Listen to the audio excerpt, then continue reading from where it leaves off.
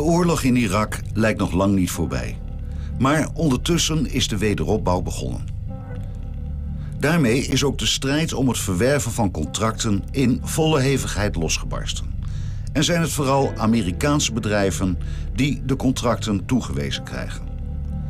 Opvallend aan deze bedrijven is dat ze mensen op hun loonlijst hebben staan afkomstig uit de Amerikaanse politiek en militair apparaat.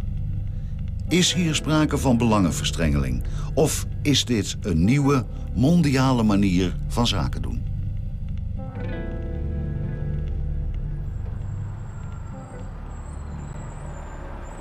Een van de bedrijven die op deze manier opereert is de Carlyle Group.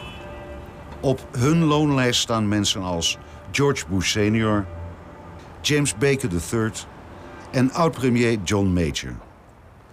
De Carlyle Groep is een private investeringsbank die weinig in de openbaarheid treedt, maar die een van de grootste Amerikaanse investeerders is op het gebied van defensie, telecommunicatie, vastgoed en financiële dienstverlening. Wat is de Carlyle Groep? Wie zijn de mensen achter deze groep en hoeveel macht heeft Carlyle? Carlyle is a massive private equity firm, and what a private equity firm does is essentially raise money from wealthy individuals and companies and funds, and then turns and invests that money in a slightly higher risk form of investing than, say, the stock market or the bond market. What they do is they buy the stock directly from the company. They take ownership shares and often controlling shares, but they do not buy it on the public market. And they often have control of the companies they buy, which means that they do not have to, because the companies are privately owned, privately controlled, they don't have to, they're not subject to the securities exchange laws in this country. They'll purchase the company for a fraction of what it's really worth, and then turn the company around and sell it off for a huge profit. It's called the buyout practice. The list of knowledgeable institutional investors in aerospace defense is a fairly short list. And I think it would be widely acknowledged that at the top of that list is the Carlyle Group, located here in Washington, D.C., and considered by most people to be the premier investor in aerospace defense over quite a number of years. What is new about Carlyle is the size and the dimension of their success. My understanding is they are now the 11th or 12th largest defense contractor, a multi-billion-dollar annual enterprise with an almost obscenely high profit margin. So please welcome Frank Finelli. Frank? Well, super. It's great to be here back at the conferences that are put on here. As Jerry mentioned, the Carlyle Group, we're headquartered here in Washington, D.C. It's a global private equity merchant bank, and we probably do more leveraged buyout and venture capital investing related to defense and dual-use technology than any other private equity firm in the world. The defense industry valuation will grow primarily from two factors. One is that either the size of the defense pie gets bigger, as it has been over several years, or the slice of the pie related to that particular part of the defense industry gets bigger. The Carlyle Group plays in industries and in an area that are heavily influenced by politics. And in order to do that effectively, they hire some of the best-known politicians from all over the world. The first thing is, where do the dollars go? What is the defense budget and what does it look like? This is the way it's commonly captured by the DoD controller. And there's roughly $380 billion in the FY04 defense budget that was recently submitted. They hire defense experts like Frank Carlucci or Frank Finelli. They hire politicians like George Bush Sr. or James Baker III, and they hire businessmen, a number of MBAs, Ivy League MBAs, very, very bright business people from around the world. Most people think about this topic as simply the Iron Triangle, the relationship of the Pentagon with Congress and industry. So I'm a practitioner who has been on all three sides of this triangle over the last 25 years or so. and it really has been a lot of fun. The Iron Triangle is, in some ways, a uniquely American phenomenon. It's the confluence of the military, big business, and politics. And the combination of these three things is something that a number of U.S. presidents in the past have warned against. In particular, Dwight Eisenhower was very upfront about warning against the possibility of creating a military-industrial complex. By that, he means a group of a business built around defense and military that becomes so large and so powerful that it's actually able to influence the politics of war. Nothing sort of personifies that euphemism of the Iron Triangle better than the Carlyle Group. They have it all in under one roof.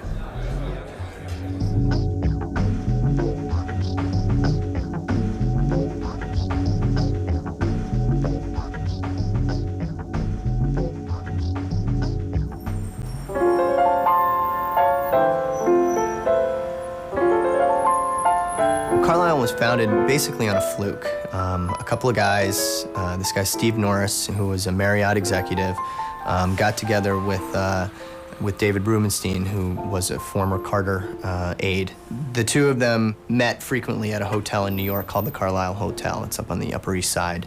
It's a beautiful, old, plush hotel. I always liked Carlyle. It sounded English, it sounded old worldly, it just seemed to have the right kind of ring to it. So it was essentially, this sort of fabricated legacy, sounding like they had a history of success and big money, old money. And ultimately, at the end of the day, no one had a better idea. But they made a very strange decision. They decided to base the company in Washington, D.C., which at the time, no one could really understand because all private equity firms of this nature were based in New York. But as we talked to people about it, particularly some of the people that both David Rubenstein and I worked with, they thought we'd lost our minds, that it was too late, that what do we know about establishing a merchant banking business? I was a finance guy from Marriott, and David was a lawyer. But we had this dream to build a merchant bank, a private equity investment firm that could take capital and intermediate that capital into companies or real estate or venture capital. At the outset, we really didn't envision entirely where it might go. We saw it simply an opportunity to take advantage of Washington and the people here and the access that people had to transactions. So to base the company in Washington, D.C. was a very strange decision, but as it turned out, it proved to be an extremely successful decision because of the direction that Carlyle eventually went in, which was to play in these very heavily government-regulated industries and to use ex-politicians to sort of pave the way for them. We started buying shares of a company called Fairchild, which was here in the Washington area, because we thought it was very cheap. And what kind of company was that? It's defense business. They had a satellite business, which we thought was very attractive and undervalued. And we invested in Fairchild. At one point, we had, I think, almost 25% of the company. And it was ultimately sold, and we made an enormous amount of money. And we began to see the opportunities in that area, and which is one of the reasons why, at the end of the Reagan administration, we were very interested in Frank Carlucci. I will name as the next Secretary of Defense the best qualified man in America to carry on CAP's work, Frank Carlucci.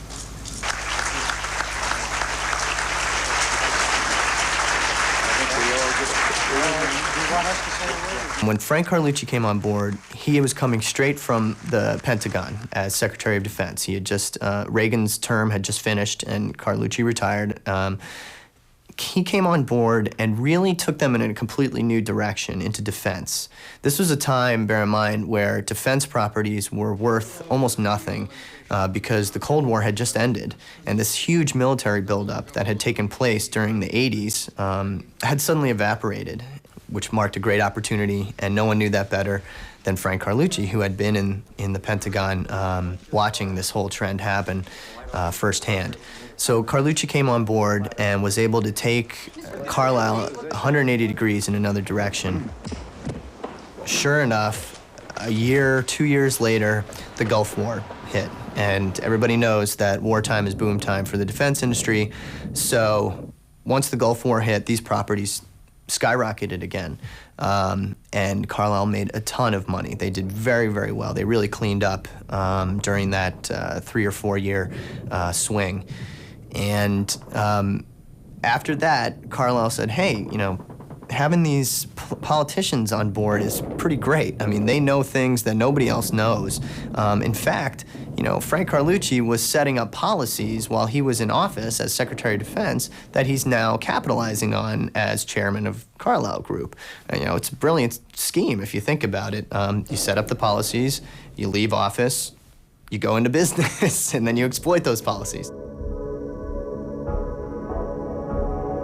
They picked up George Bush, James Baker. Richard Darman is over there, who was a former budget director in the White House. Arthur Levitt, the former SEC chairman. William Kennard, the former FCC chairman. In Europe, you have former Prime Minister of England, John Major, Karl Otto Pohl from the head of the German Central Bank, Eberhard Kuhnheim, who's the chairman of the supervisory board of BMW, the Asia part, former Prime Minister of Thailand, former president of the Fillipijnes Fidel Ramos, and at one point also the former Prime Minister of South Korea was on their board, a man named Mr. Park, who used to head up the largest steel company in South Korea. The list just goes on and on and on. So these guys carry a tremendous amount of influence, and they are able to predict trends in global markets, predict trends in political shifts, and in some ways, and this is the sort of the most insidious part, and if you want to be cynical about the Carlyle Group,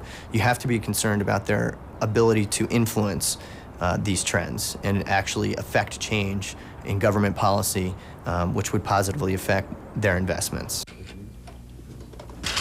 Carlyle undeniably is a fundamentally more successful firm today, in my opinion, than it would ever have been before Jim Baker joined.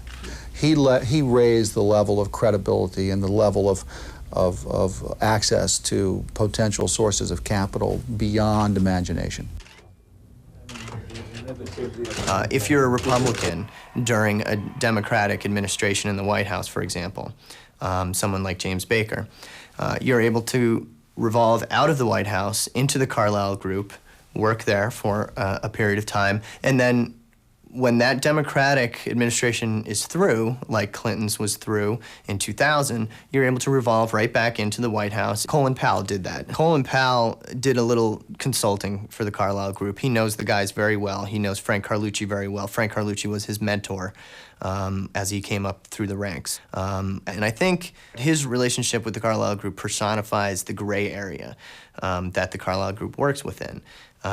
Some of these guys are never officially hired. You know, some of them are only put on retainer.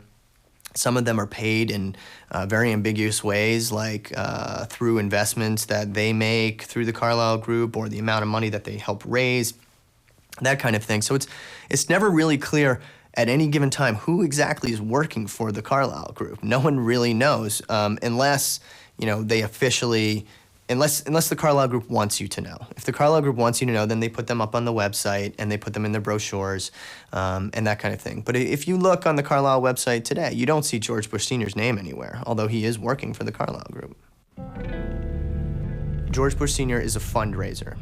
He is the kind of guy who can go into Kuwait or Saudi Arabia, where they love him, pack the house, and get these guys to open up their wallets and give money to the Carlyle Group. That's his role. But if you look in over the history of this company, George Bush Sr. has clearly met with business leaders one-on-one, met with political leaders in South Korea and in Saudi Arabia, and that would lead one to believe that he's doing much, much more than just giving speeches for the Carlyle Group. So I got a call one day from Carlyle after I blasted them in the papers, and they said that maybe we should get together and talk. We had breakfast at the Mayflower Hotel. Everything was going just fine. We were eating our eggs and bacon and talking about the weather, and then somewhere in the middle to the late part of the meal, he said, "How come you're trashing former President Bush?" And he's a very, very good, decent man, and you know, I think it's really unfair what you've been doing about former President Bush. And I said, well, you know, all you have to do is tell the world what exactly he's doing for you. And I said, what is he doing for you?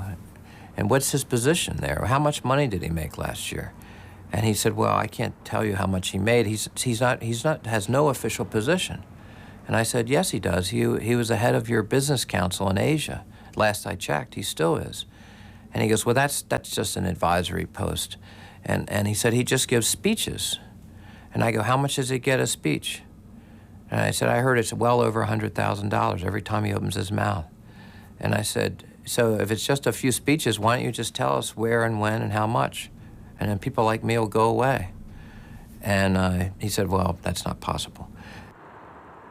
George Bush Sr. made it, after he left the presidency, he was working for Carlyle and made several swings through East Asia, going to Thailand, going to South Korea and other places, sort of looking for investment opportunities for Carlyle. And Carlyle finally settled on South Korea.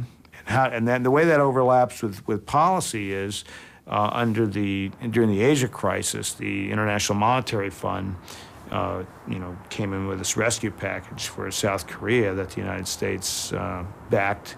And the U.S. used the IMF crisis to push through deregulation and changes in rules around foreign ownership, changes that they'd been unable to press through, maybe 25 or 30 years of trade policy.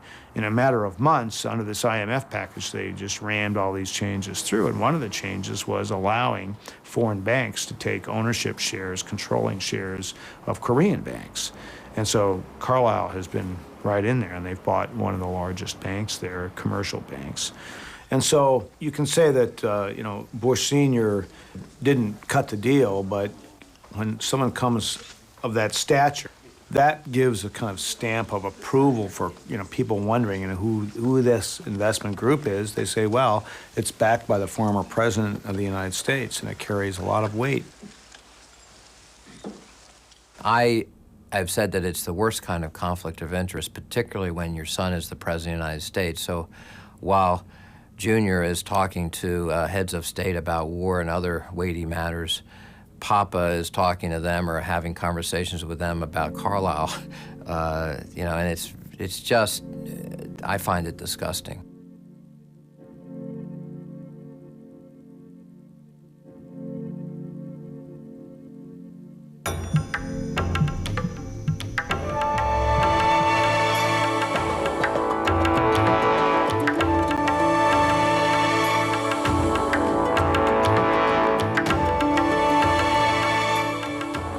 Carlyle bought United Defense, which is one of the largest military contractors in the country, in 1997, and they went on to work with United Defense on a very specific program called the Crusader.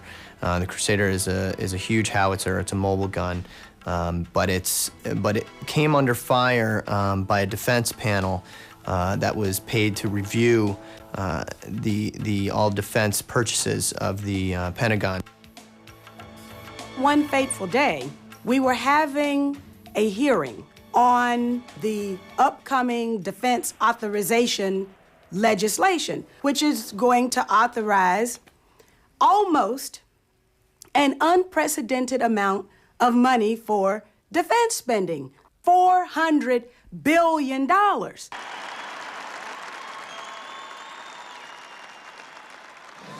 Our men and women deserve the best weapons, the best equipment, and the best training. And therefore, I've asked Congress for a one-year increase of more than $48 billion for national defense, the largest increase in a generation. After September 11th, huge defense money was unearthed. We need to be agile and mobile, and therefore, we need to replace aging aircraft and get ready to be able to defend freedom with the best equipment possible.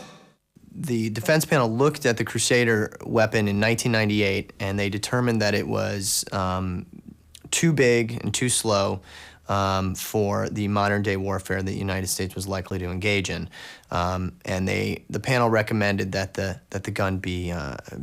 gun contract be terminated. Members of the Pentagon had come and testified on Capitol Hill and said, no. We don't want the Crusader because it doesn't fit in with our priorities. But as a part of that $48.1 billion increase in the $400 billion defense request that came down from the president, inside there was money for the Crusader missile.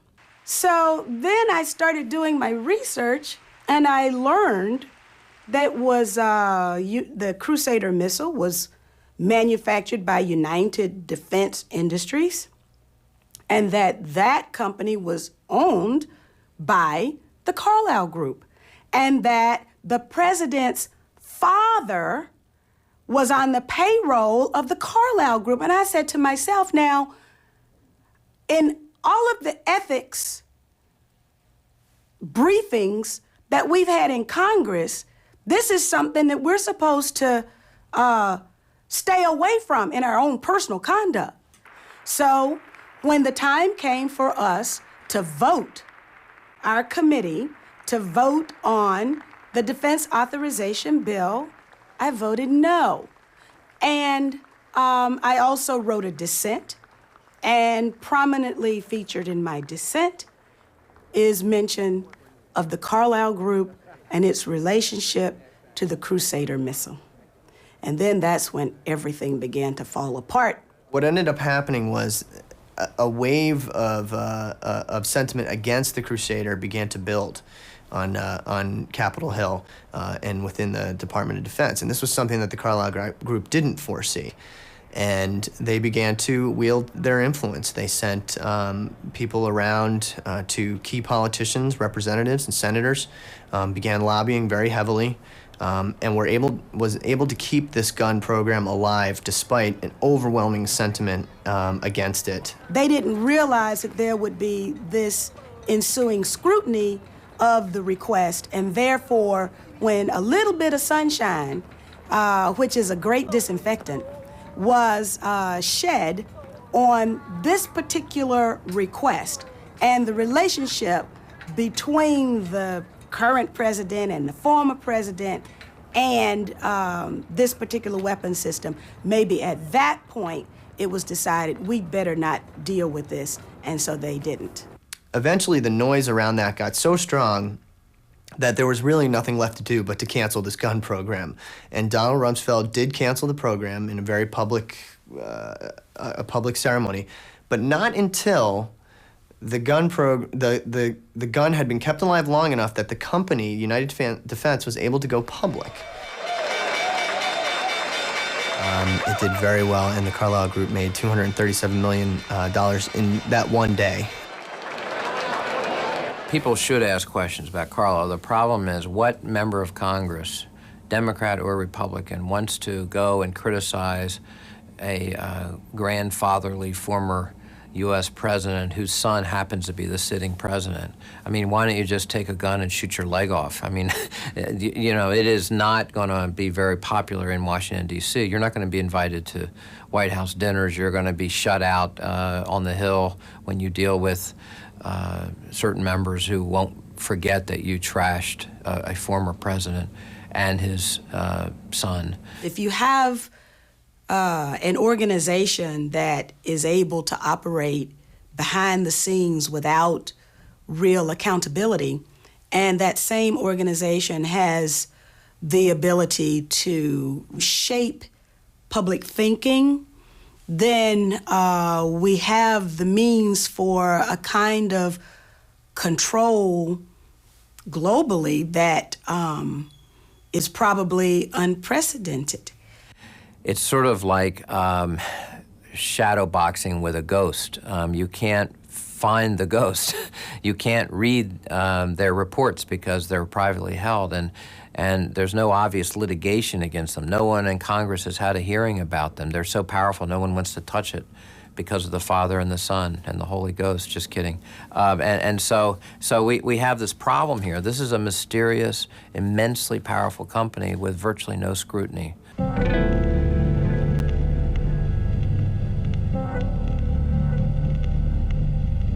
In the White House view, there's no ethical conflict in former President Bush and former Secretary of State Jim Baker using their world contacts, world leaders, to represent one of the most well-known military arms dealers, the Carlyle Group. The President has full faith that his family will conform with all proper ethics laws, and will act properly in their conduct, and that's exactly what they've been done, and there are no questions that we... It's okay for former President Bush to go to the Middle East leaders and sell guns and tanks and planes? Again, the President has full confidence that all members of his family are acting in full accordance with all ethics laws.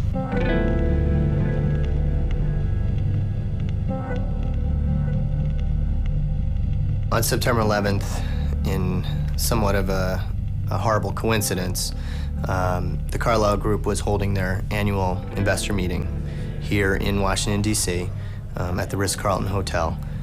George Soros was at the meeting.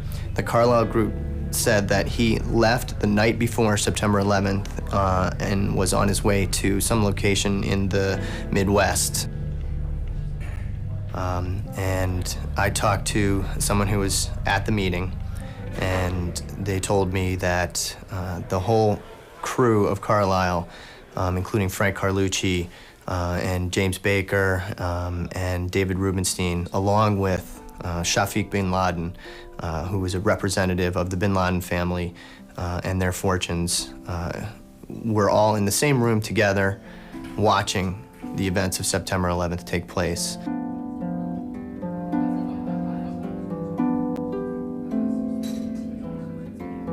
And I was totally shocked. I just couldn't believe that all of these people were in the same room watching these events happen. You know, it's just to see a confluence of international people of such political influence and intrigue to be gathered at the same place at the same time while something that affects all of them in completely different ways took place was just an amazing, amazing scene in my mind.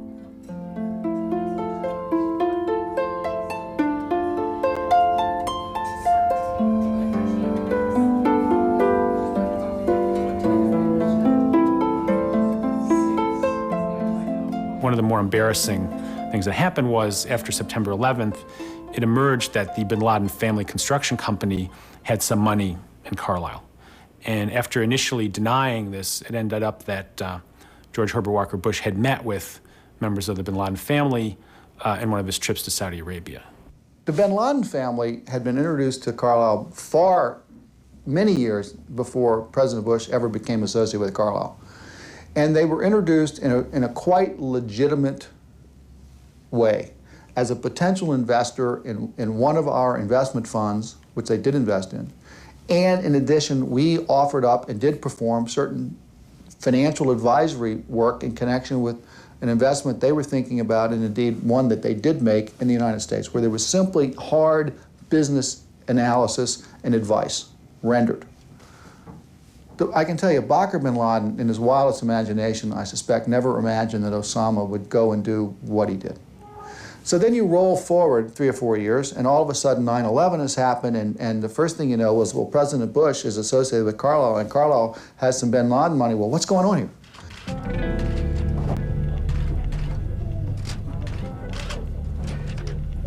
The relationships between Carlyle and Saudi Arabia began when Steve Norris developed a very nascent relationship with Prince Al-Walid bin Talal, who is a very wealthy, very flamboyant Saudi Arabian prince who loves the United States and loves to invest his money in the United States. There was always a running joke, you know, there's always been periods where there were capital excess capital, and people would try to figure out how to access that. For a while it was the Japanese, and it's always been the Kuwaitis and so forth. And now it was the Saudis. And that was the Saudis, and people would say, let's try to find a prince to do something. I mean, it was the kind of thing you just said. It was humorous, and no one really... So I remember when I got a call from Dick Paulson saying, we have a prince we want you to talk to. I said, right, what else do you want me to do? What are you trying to do here? Do you want me to take you to lunch? I mean, what is it you really want? He said, no, you got to take this seriously. So I said, all right, okay. Because everybody had heard these stories for years. Prince Al-Walid is the grandson of the founder of the kingdom. It's Prince Al-Walid bin Talal, and Prince Talal, his father, had actually spent a fair amount of time around Washington. In fact, owned a major estate in Washington at one point in time. At the time, this was in the early 90s, Citigroup, which is America's largest bank, was faltering. It was in serious trouble. It was in danger of declaring bankruptcy. And Steve was able to put together a deal between the Prince and Citigroup in which the Prince invested $590 million into Citicorp. And an investment like this was enough to save the bank, and it was a big deal. It was the biggest deal that Carlyle had ever made. But then through the Prince, you got also in contact with the other yes, people through the profile and then, as I said, we'd hired this gentleman, Basil Rahim, to introduce us, and so we went to meet with a number of Saudi families. And in fact, as you know, one of the families that was introduced to Carlyle and to me in those days was the bin Laden family.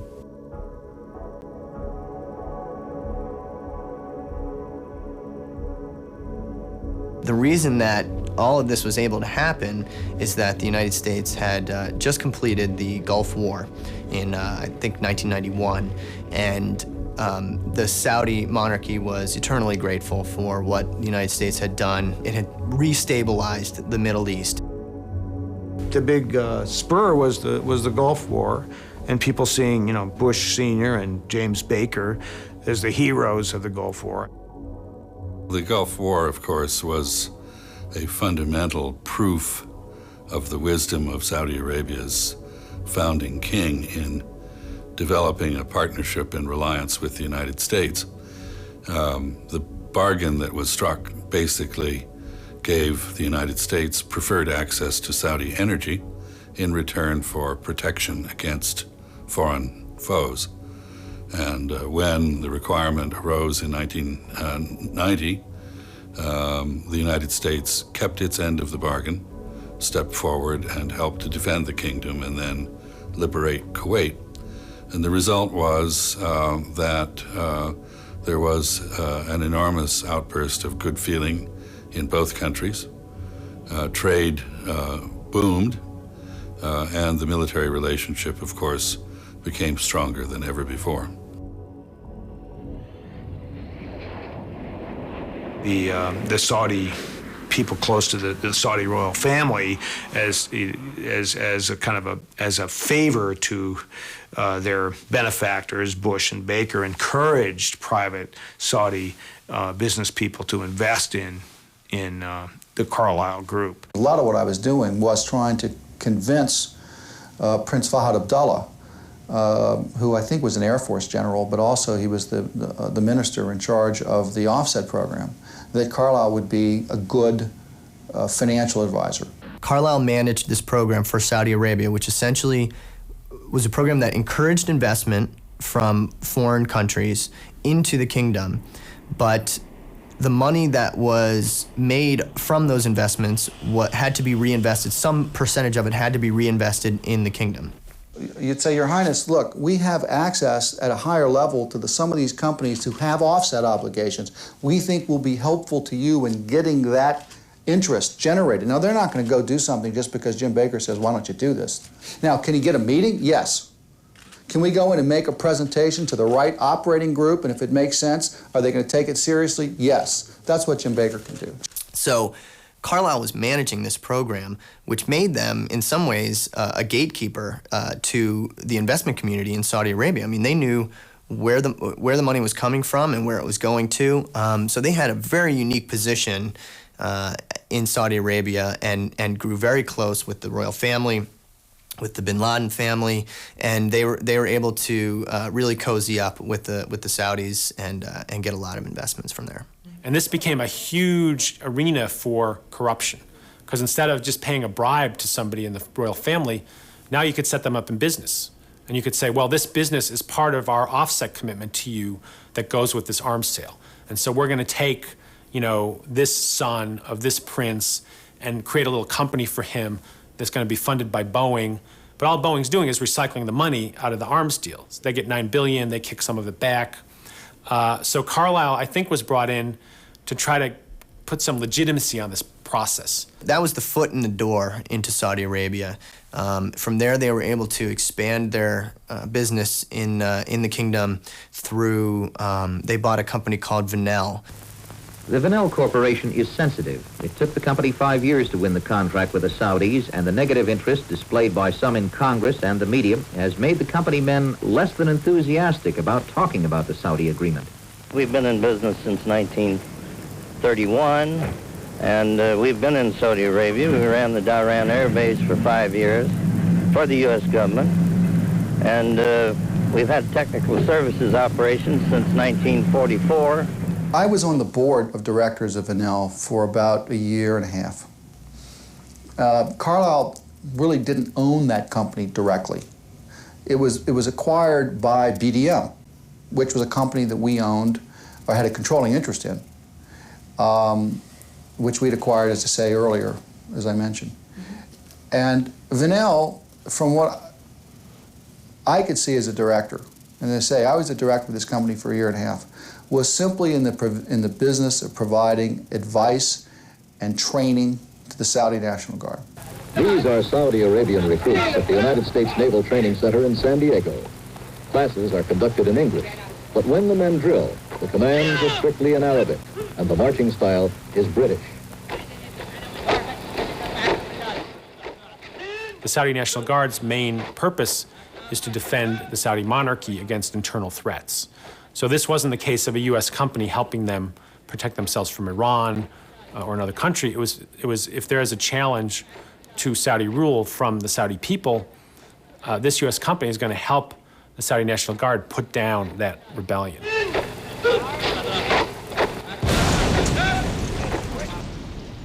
Bij een bomaanslag in de Saoedi-Arabische hoofdstad Riyadh zijn zeker 6 mensen gedood en tientallen raakten gewond. 5 van de slachtoffers zijn Amerikanen. Doelwit van de aanslag was een gebouw dat door Amerikaanse militairen wordt gebruikt om de Saoedische Nationale Garde te trainen. As I recall, there were 4 deaths, and this was attributed to Saudis with connections to the Hezbollah movement backed by Iran. Initially, there was talk that Iran might have been behind it. But since that time, there's been discussion that it was fundamentalists linked to the network now known as Al-Qaeda. And when you see the kind of litany of Al-Qaeda operations, every time there's a new terrorist attack, this will generally be included. بفعلهم وتابعهم في هذه الحرب الصليبية بالقتال معهم أو بتوفير القواعد والدعم الإداري أو بأي نوع من أنواع الدعم والمناصرة لهم ولو بالكلام لقتل المسلمين في العراق عليه أن يعلم أنه مرتد خارج عن الملة. When that bombing happened, many people viewed it as this act of senseless violence. And, why did the United States individuals get targeted and such a thing? But it was a very strategic decision because the people behind that bombing were well aware that United States companies were directly intertwined with the protection and sustenance of the Saudi regime. So they chose that target because the National Guard was kind of the protector of the monarchy, but also because a U.S. company, Venel, was helping to train the National Guard, and so was essentially serving this role of what the Green Berets called executive mercenaries, helping them better be able to suppress their own people. It was an American presence. There's no question about that. It was an American presence in Saudi, and that's been part of the whole Bin Laden theme, is that you've got infidels on the Saudi soil, and I suspect that Venel is an inviting target for those kinds of people. I've spoken to people in the Pentagon and the services who think it was a huge blunder to keep so many U.S. forces in Saudi Arabia after the first Gulf War. That was just a provocation, that was just giving Osama bin Laden kind of a big billboard to use to recruit people, to say, see, the U.S. presence is not even hidden anymore. You know, they don't even have the decency to pretend that they're not the power behind the throne in Saudi Arabia.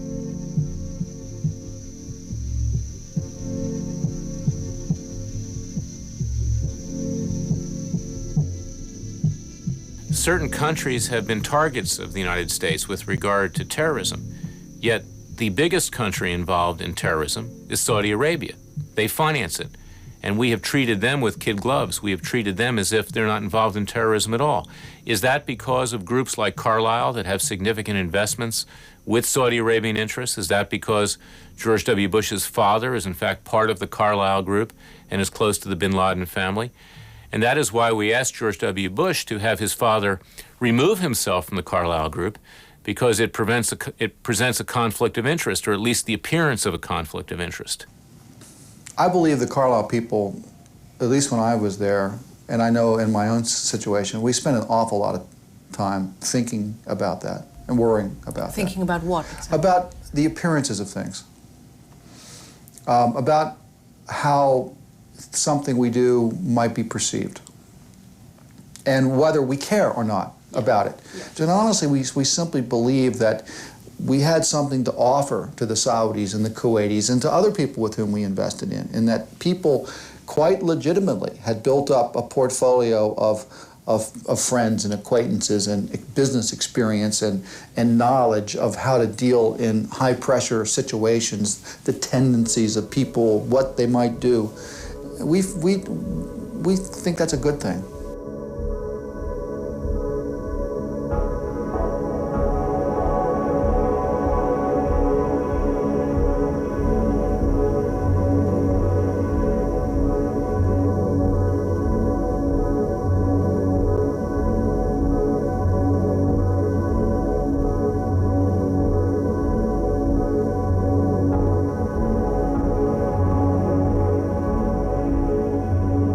Your son is the sitting president of the United States, interacting with the same countries and ruling elites that you and your company are interacting with. It's pretty apparent that there's a conflict issue here. And the problem is, very few people in this country are talking about this. No one really wants to go there. There have been a few sporadic news stories about Carlyle, and there have been a few skunks at the garden party, like myself, talking about the former president. But generally speaking, the glare of publicity and the spotlight of public attention has not been put on former President Bush or his son about this problem.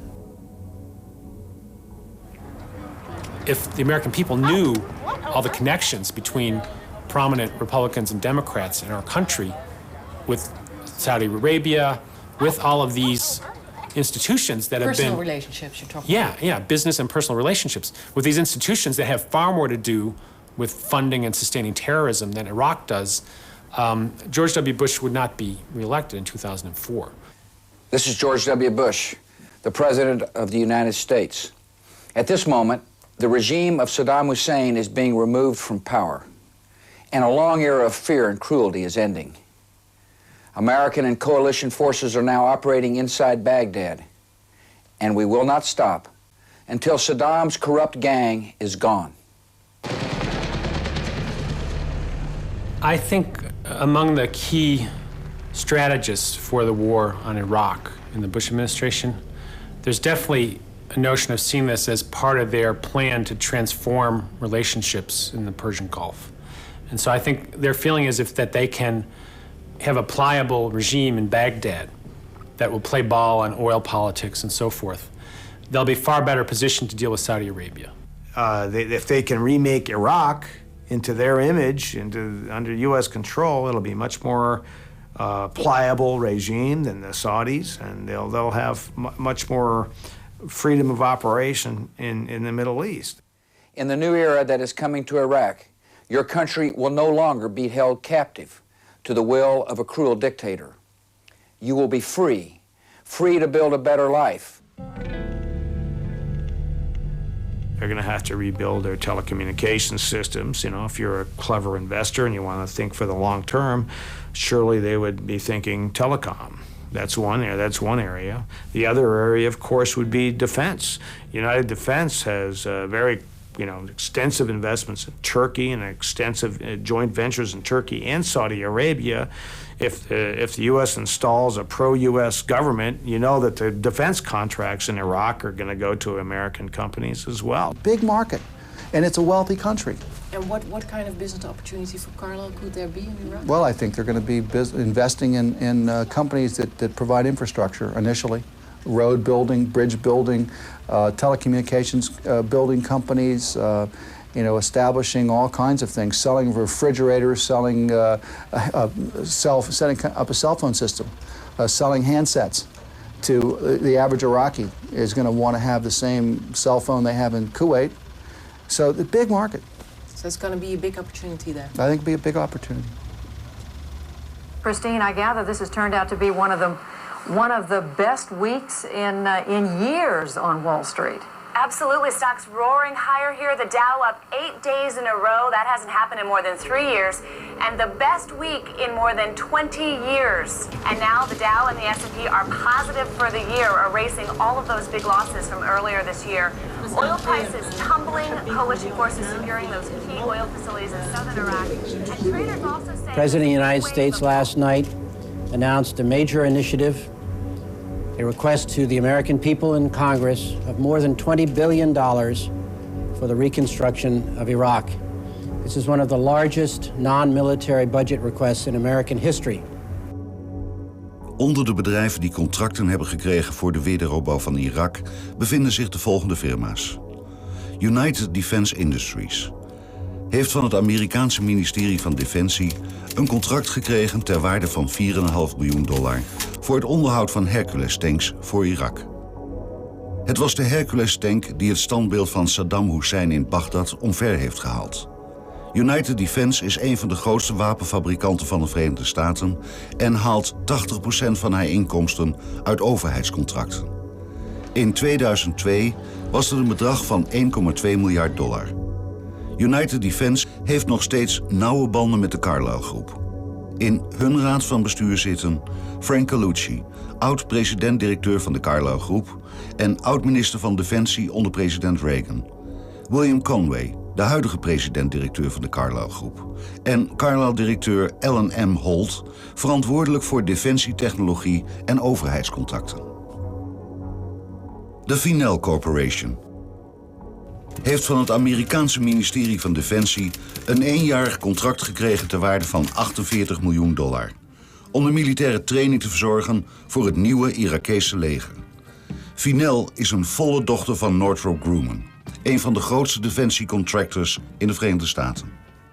In de raad van bestuur van Northrop Grumman zitten voormalig luchtmachtgeneraal John T. Chain. Chain was opperbevelhebber van de Supreme Headquarters van de Allied Powers in Europa. Ook was Chain directeur van de afdeling Politiek Militaire Zaken op het ministerie van Buitenlandse Zaken onder minister George Shultz. Voormalig Navy-admiraal en Assistant Chief of Staff Intelligence William O. Studeman. Van 92 tot 95 was Studeman onderdirecteur van de Central Intelligence onder vader Bush. Tevens was Studeman directeur van de National Security Agency en CIA-directeur onder Clinton. Philip O'Dean, voormalig president-directeur van defensiegiganten TRW Incorporated en BDM. O'Dean was senior advisor voor het ministerie van Defensie en van de National Security Council.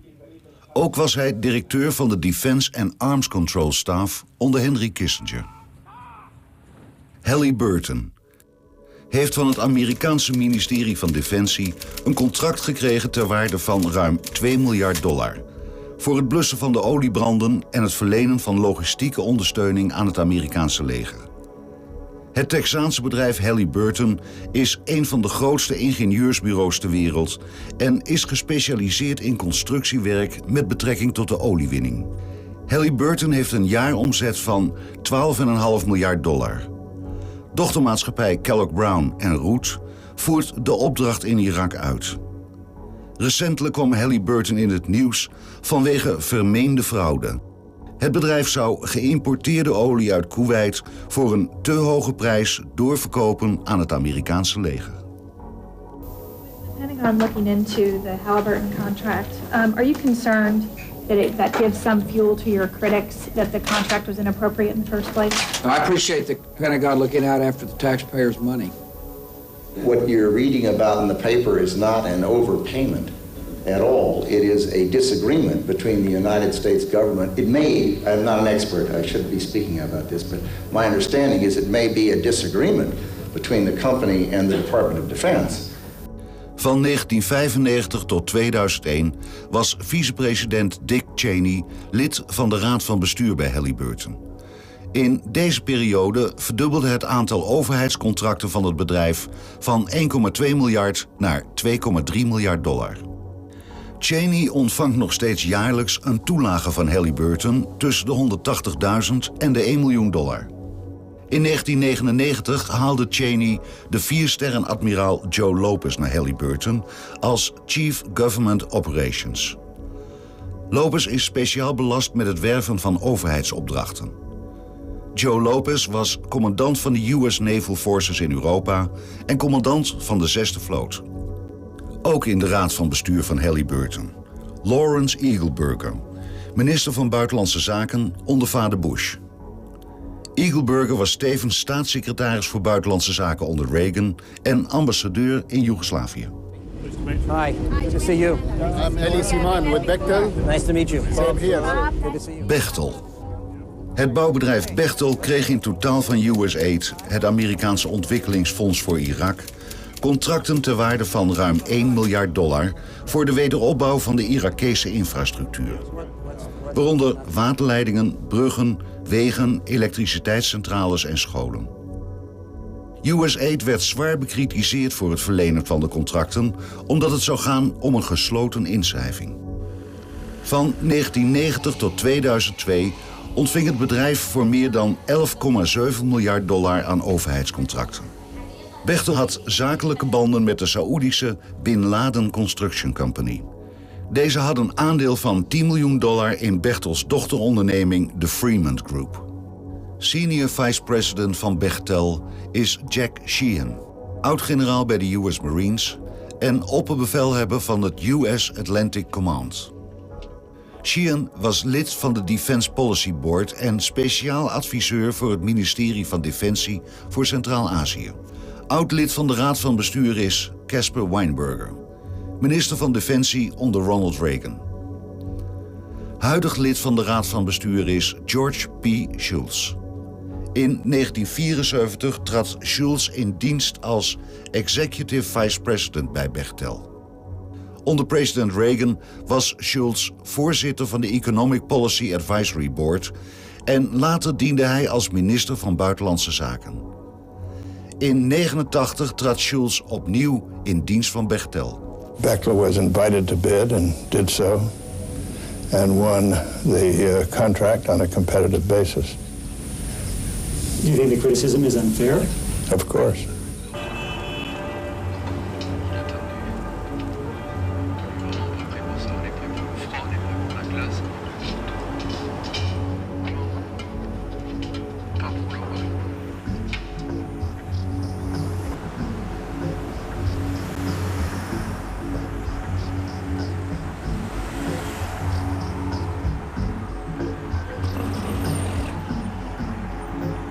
Voor nog meer namen en mogelijke belangenverstrengelingen surft u naar onze website tegenlicht.vpro.nl.